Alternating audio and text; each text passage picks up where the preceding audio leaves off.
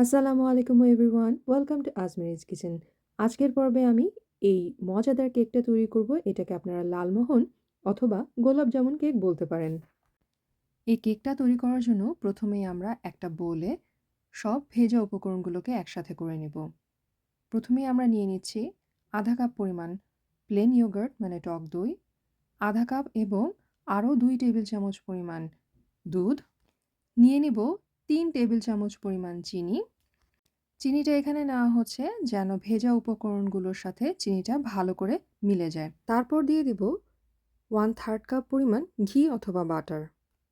আর বাটারটা ব্যবহার করলে অবশ্যই সেটাকে ভালো করে মেল্ট করে তারপর এতে ব্যবহার করতে হবে। এখন সব উপকরণগুলোকে একসাথে ভালো করে মিলিয়ে নিব যেন চিনিটা ভালো করে গলে যায়। এরপর এই ভেজা উপকরণে আমি দিয়ে দিব 1 কাপ পরিমাণ পাউডার মিল্ক, অবশ্যই ফুল ক্রিম মিল্ক এখানে ব্যবহার করতে হবে। আধা কাপ পরিমাণ ময়দা, 1/4 টিস্পুন পরিমাণ বেকিং সোডা আর হাফ টিস্পুনের মতো বেকিং পাউডার। এই সমস্ত উপকরণগুলোকে এখন ভালো করে একটা হুইস্কের সাথে মিলিয়ে নিতে হবে। সোশ্যাল মিডিয়া ওপেন করলে আজকাল এই রেসিপিটা অনেক বেশি চোখে পড়ছে। তা আমিও মনে করলাম আপনাদের সাথে করে এই রেসিপিটা আমিও ট্রাই করে ফেলি। এখন হুইস্কের পরিবর্তে একটা স্প্যাচুলা নিয়ে আবারও সবকিছু ভালো করে মিলিয়ে নিতে হবে। আর যেকোনো কেক বানাতে আমরা এসেন্স বা ফ্লেভার ব্যবহার করে থাকি। তো গোলাপ জামুন কেকে আমরা সামান্য পরিমাণ এলাচের গুঁড়া দিয়ে আবারও সম্পূর্ণ ভালো করে মিলিয়ে নিব। তারপর এই ব্যাটারটাকে একটা প্যানে ঢেলে নিব, যে প্যানে আমরা ব্যাটারটাকে বেক করব। সেজন্য শুরুতেই প্যানটাকে ভালো করে রেডি করে নিতে হবে। এরপর কেকের ব্যাটারটা ভালো করে ঢালা হয়ে গেলে এই কেকের ব্যাটারটাকে এখন ওভেনে 180 ডিগ্রি সেলসিয়াসে 25 থেকে 30 মিনিট বেক করে নিতে হবে এবং অবশ্যই বেক করার আগে ওভেনটাকে প্রিহিট করে নিতে হবে। 30 মিনিট পরে আমার এই কেকটা রেডি হয়ে গেছে। এটা বেক হতে প্রায় 30 মিনিট সময় লেগেছে। এখন কেকটাকে সামান্য একটু ঠান্ডা হতে দিব।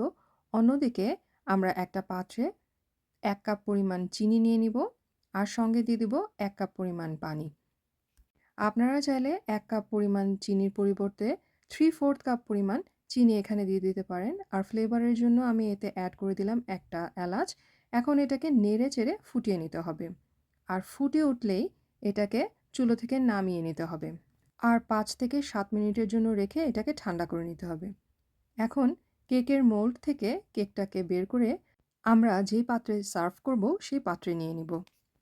তারপর এই কেকের উপরে হালকা গরম থাকা এই চিনির শিরাটাকে ঢেলে দিব আর কিছুক্ষণ অপেক্ষা করব যেন কেকটা সম্পূর্ণ শিরাটাকে অ্যাবজর্ব করে ফেলে। 15 থেকে 20 মিনিট অপেক্ষা করার পরে দেখা যাচ্ছে যে এই কেকটা সম্পূর্ণ সিরাপটাকে অ্যাবজর্ব করে ফেলেছে। এখন এই কেকটাকে সুন্দর করে সাজিয়ে পরিবেশন করতে হবে। আর সাজানোর জন্য আমি উপরে দিয়ে দিব কিছু পাউডার সুগার আর দিয়ে দিব কিছু পেস্তা বাদাম কুচি, সঙ্গে গোলাপ ফুলের পাপড়ি। আপনারা আপনাদের পছন্দ মতো এটাকে সাজিয়ে নিতে পারেন। এখন আমি আপনাদেরকে কেটে দেখাচ্ছি ভেতরটা কেমন হয়েছে। শিরাটা অ্যাবজর্ব করার পরে এই কেকটা একেবারে নরম তুলতুলে হয়ে গেছে। অনেকটাই আমাদের লালমোহন মানে গোলাপ জামুনের মতন হয়ে গেছে। ভিতরটা নরম এবং রসে ভরপুর। আপনারা চাইলেই কিন্তু এই রেসিপিটা ফলো করে বাসায় এই কেকটা তৈরি করে ফেলতে পারেন। আর যদি রেসিপিটা ভালো লেগে থাকে অবশ্যই ভিডিওটার নিচে একটি লাইক দিবেন, আমার চ্যানেলটাকে সাবস্ক্রাইব করবেন। পরবর্তী ভিডিও দেখার আমন্ত্রণ জানিয়ে আজকে এ পর্যন্তই। আল্লাহ হাফেজ সবাইকে।